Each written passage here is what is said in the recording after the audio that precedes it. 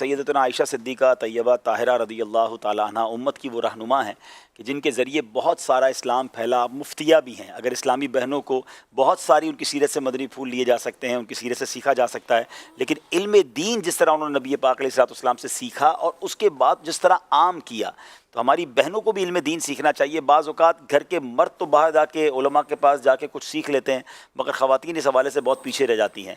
तो हमें आगे बढ़कर इल्म दीन सीखना चाहिए, क्योंकि माँ तो पहली दरसगाह है। अगर माँ के पास इल्म दीन होगा, दीन का सही इल्म होगा, इबादत के सही तौर तरीके होंगे, तो वो अपने बच्चों को भी सही तरीके से सिखा पाएंगी। यहाँ मैं मर्दों के लिए भी एक बात आप रदी अल्लाह ताला अन्हा की सीरत से अर्ज़ करना चाहूँगा कि नबी पाक अलैहिस्सलाम से एक बार सवाल किया गया कि हुज़ूर, आपकी ज़िंदगी में सबसे ज़्यादा आप किससे प्यार करते हैं?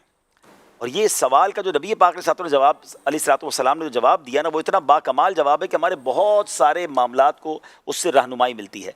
आप अलैहिस्सलाम ने फरमाया आयशा, यानी नबी पाक अलैहिस्सलाम ने अपनी मुबारक ज़ौजा का नाम रदी अल्लाह ताला अन्हा का नाम लिया।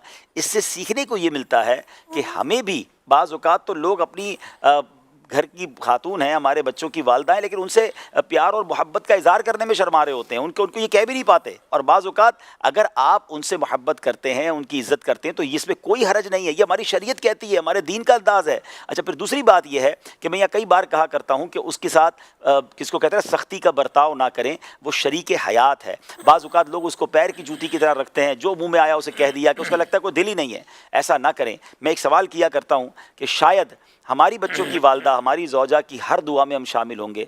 हम अपने बच्चों की वालदा के लिए कितनी दुआ करते हैं?